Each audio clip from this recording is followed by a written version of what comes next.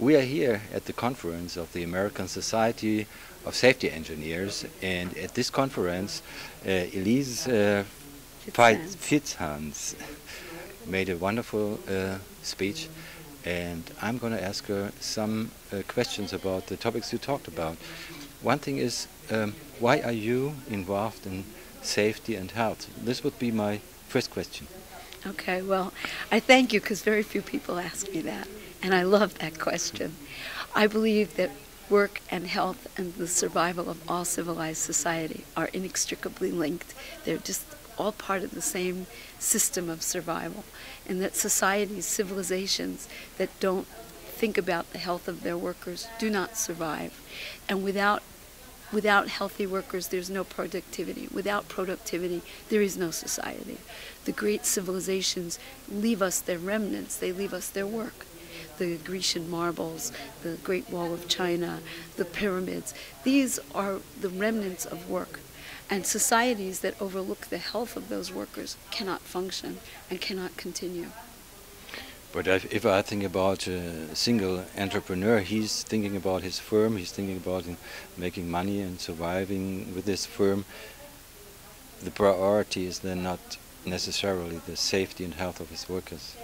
I think that's our fault. I think that as a field, we have failed to educate people to the fact that this is not an add-on and an afterthought, but something fundamental from the ground up that makes possible the survival of a company.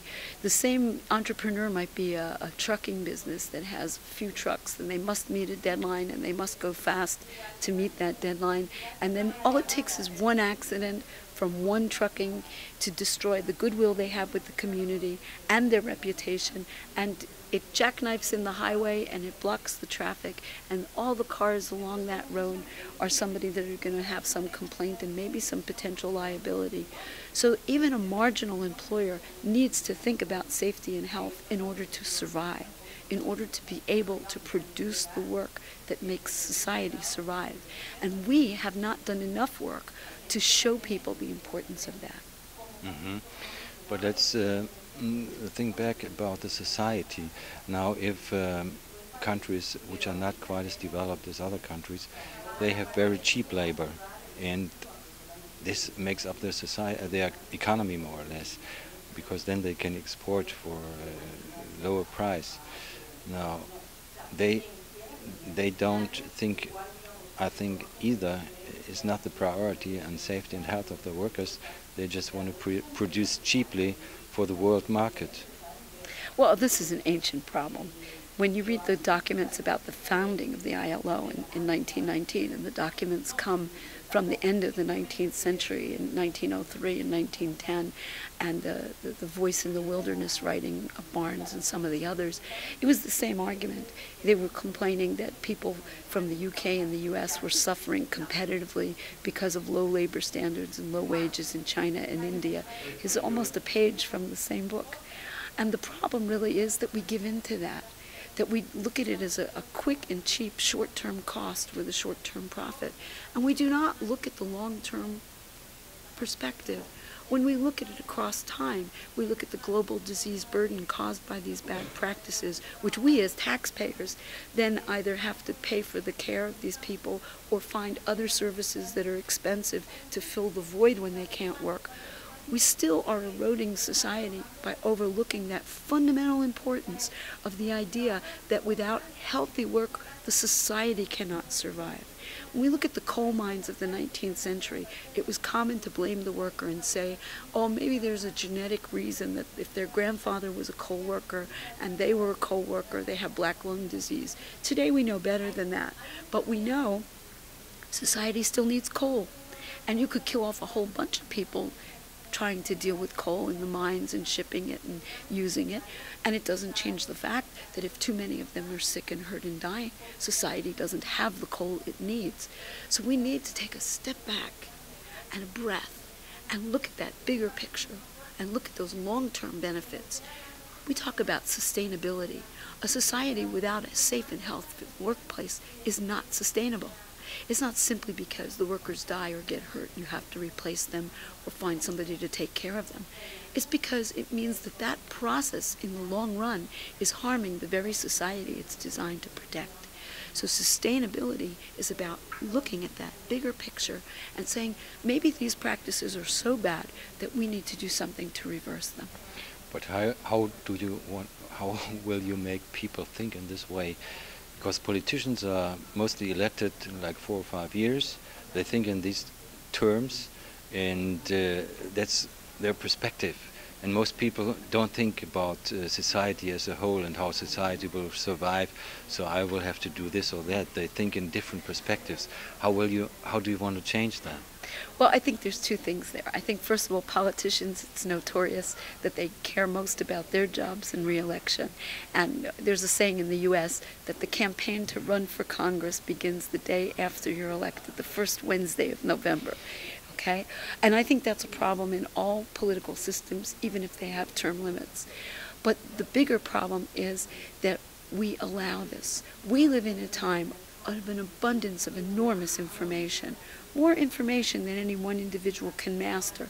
Not in the time of Voltaire's encyclopedia, when all the world's information was in one volume and a few people could read it, but you could read it in your lifetime. We're not like that anymore.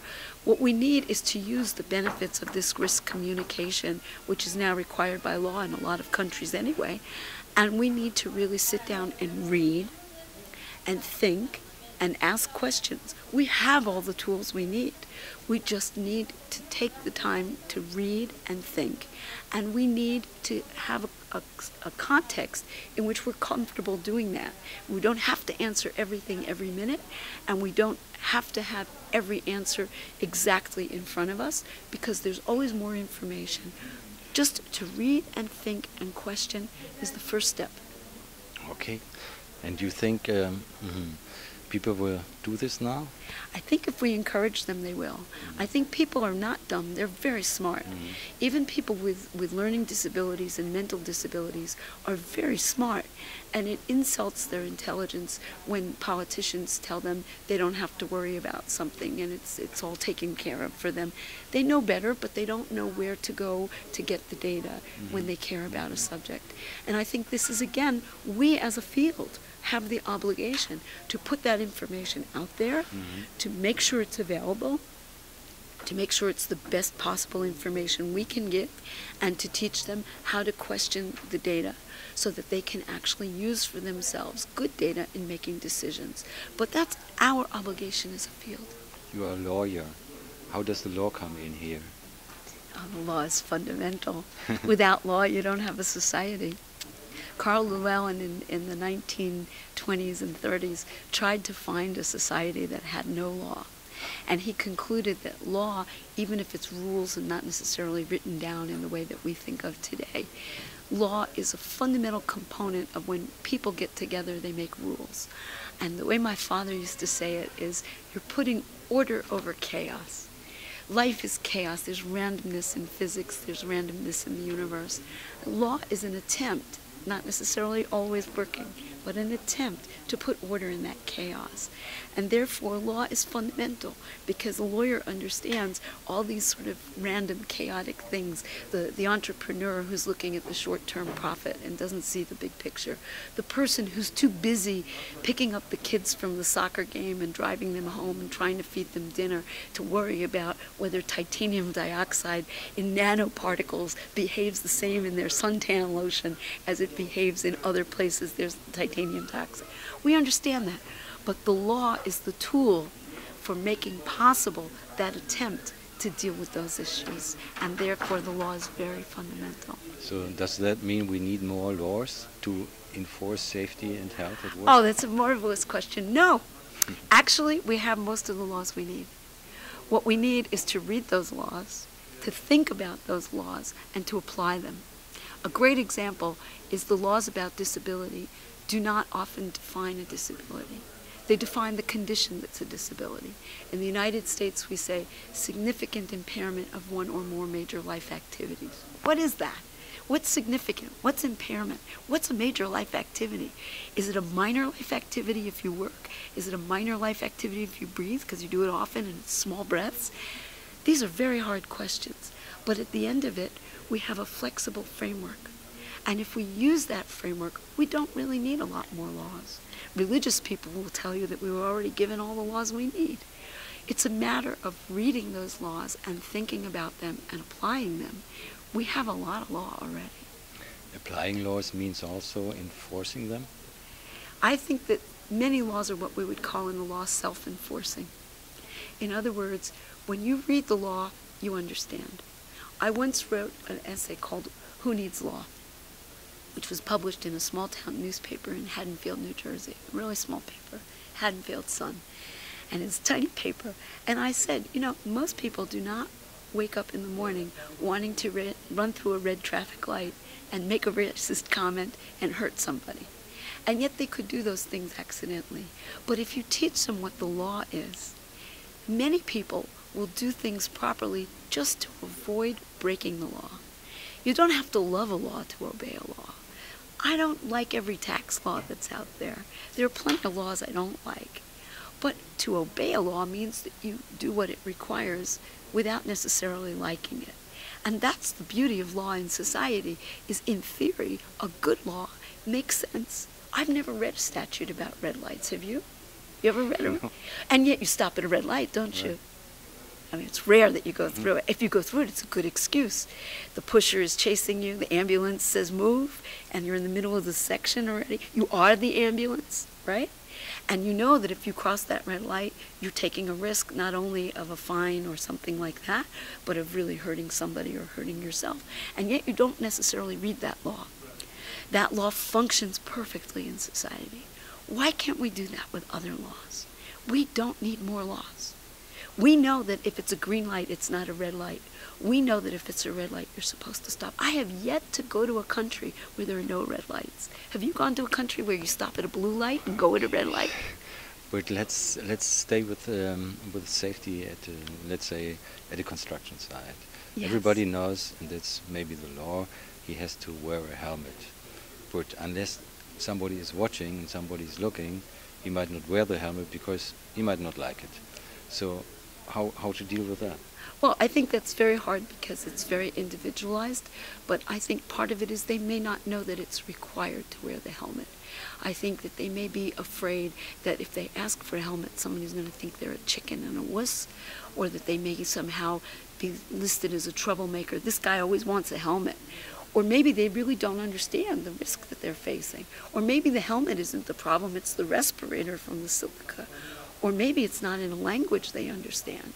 So I think before we conclude that they're not wearing a helmet because they don't care about the law, we need to confirm that they know what the law is, and we need to confirm that that law is the right law for the situation. I know as a woman, I did a lot of research after a case in the United States about women in the workplace and whether women who were pregnant could work in the workplace. And I went to safety shows like this one throughout the 1990s asking for helmets in my size, and they did not exist. They may exist now in Asia. I remember I went to the World Congress in Seoul in 2008, and there was a pink helmet that did fit me. And I was thrilled. I wanted to take it home, but they said it was their only sample. They couldn't give it to me unless I bought it. And I collect samples, it's true. But it was amazing to me, because that was already 16 years after the case I was talking about. It was just this one helmet. I could tell you that if I had worn the helmet in a construction site of the ones that I found in the safety conferences in the 1993-94 time, it might have done me as much harm as good. So I think all these questions are multifaceted, and I think to simplify it, you go back to the law. The purpose of the law is to protect society, to make sure that society continues to function.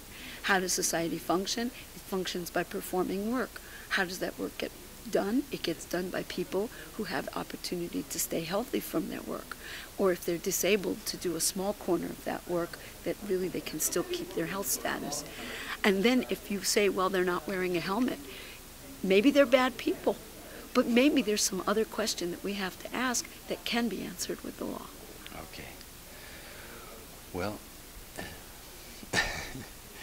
well, you will leave, and what is the next task you're going to do? Well, I'm gonna do something very bad for my occupational health. I'm gonna take a flight